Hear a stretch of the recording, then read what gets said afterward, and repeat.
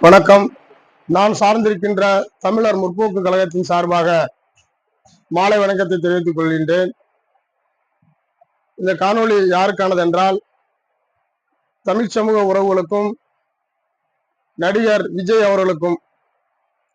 இந்த காணொளியில் நாம் பேசுவதற்கு முன்பாக, என் இனமான தொப்புள்குடி உறவுகள் 41 பேர் உயிரை மாய்த்து விட்டார்கள்.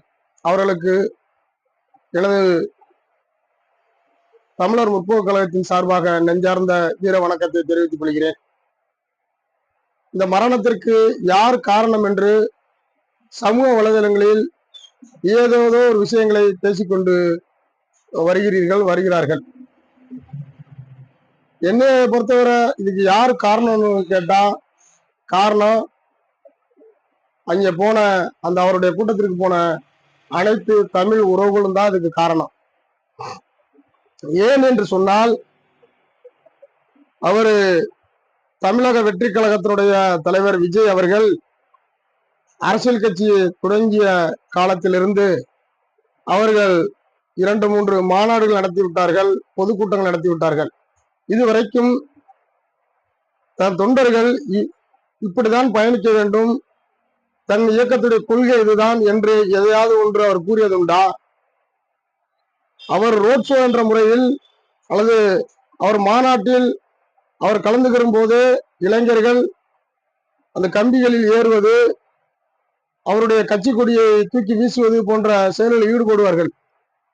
அந்த தம்பிமார்களை இவர் தலைவர் என்ற முறையில் நல்வழிப்படுத்தினாரா?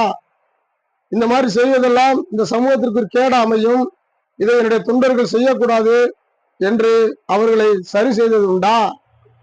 எதுவும் கிடையாது.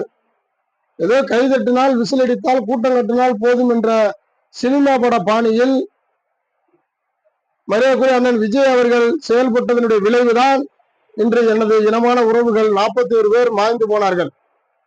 அதை நினைக்கும் பொழுது எண்ண முடியாத, சொல்ல முடியாத வழிகளில் நாங்கள் குடிக்கின்றோம்.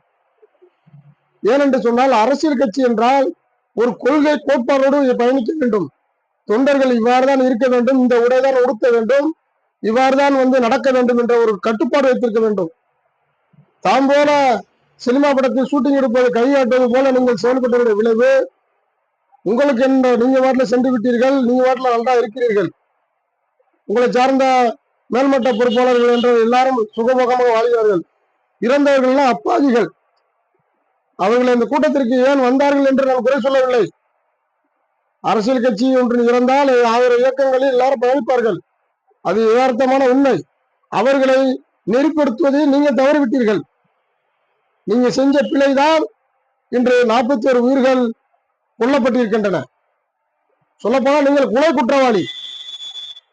ஏன் என்று சொன்னால், நீங்கள் அவர்களை உங்கள் அரசியல் பயணம் தொடங்கும் பொழுது தொண்டர்களை நீங்கள் நல்வழிப்படுத்திக்க வேண்டும்.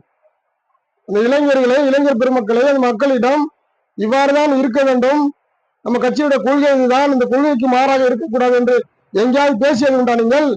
நீங்கள் சொல்லியிருந்தால் அந்த தொண்டர்கள் கேட்டிருப்பார்கள், அந்த மக்கள் கேட்டிருப்பார்கள். ஏன்னா உங்களை காண்பதற்கான தானே அவ்வளவு பேர் அங்க வந்தாங்க. அப்படி நீங்க சொல்றதை அவங்க கேட்பாங்கல்ல? தனித்தனியா நில்லுங்க, இவ்வளவு பேர் இங்க வராதிங்க, இந்த இடத்துல நில்லுங்கன்னு சொன்னா கேட்பாங்கல்ல? அதை நீங்க செய்ய தவறிட்டீங்க. உங்களுக்கு தேவை கூட்டம் காட்டணும். உங்களுக்கு திமுகவுக்கும் பிடிக்கலன்னா அது யாருங்க பலியிடாறது? ஒவ்வொரு நடிகர்களுமே சரி, உங்களுடைய படத்துக்கு ஒரு தடங்கள் வந்தா நீங்க அந்த இயக்கம் அந்த கட்சியில மோதன்னா மோதிக்கிறீங்க. அப்பாவிகளை வச்சு இப்படி பண்றீங்க இருக்கீங்க. என்னைக்கு இந்த தமிழ் சேவை திரும்ப போகுதுன்னு தெரியல. இந்த சமூக மக்கள் சிந்தித்து பார்க்க வேண்டும் உறவுகளே. ஏனென்று சொன்னால், சினிமாவில் நடப்பதெல்லாம் உண்மை என்று யாரும் எண்ணி விடாதீர்கள். அதனுடைய நிலைப்பாடுதான் 41 மரணம்.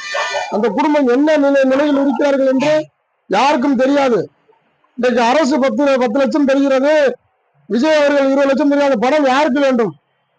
அந்த உயிரெல்லாம் உயிரோடு இருந்திருந்தால் எத்தனை பல கோடிகளை சம்பாதிப்பார்கள். அதை எண்ணி பார்க்க வேண்டும் தமிழ் சமூக உறவுகளே. குறிப்பாக இன்றைக்கு இந்த தமிழ் சமூகம் அரசியலார் பார்க்காமல் ஒரு தாந்தோண்டித்தனமாக செயல்படுகிறீர்களோ அன்றைக்கு இந்த உயிரிழப்புகள் வந்தே தீரும். யாரும் உங்களை காப்பாற்றப் போவதில்லை. நீங்கள் சென்றது தவறில்லை, நீங்கள் யாரை தேர்ந்தெடுக்கிறீர்கள் என்றுதான் தவறு. உங்கள் தலைவர் உங்களுக்கான கொள்கை என்ன வகுத்து கொடுத்தார்? அதே மாதிரி சிந்தித்து பார்க்க வேண்டும் உறவுகளே. சிந்தித்து செயல்படுங்கள். இனிமேல் இந்த வருங்காலங்களில் இது போன்ற உயிரிழப்புகள் எதுவும் நடைபெறாமல் இருக்க அந்த கட்சியுடைய தலைவர் மரியாதைக்குரிய அண்ணன் விஜய் அவர்கள் ஒழுங்காக ஒரு கட்டுக்கோப்போடு அவருடைய இயக்கத்தை அவர் நடத்த வேண்டும். தவறும் பட்சத்தில் ஏதோ அப்பாவி மக்களை அழைத்து ஒரு சினிமா முகத்தில் வைத்துக் கொண்டு அரசியல் செய்யலாம் என்று நீங்கள் நினைத்தால் அவருடைய விளைவுகள் கடுமையாக இருக்கும் என்பதை நான் சார்ந்திருக்கின்ற தமிழர் முற்போக்கு கழகத்தின் சார்பாக எச்சரிக்கையோடு பதிவு செய்கின்றேன். நன்றி, வணக்கம்.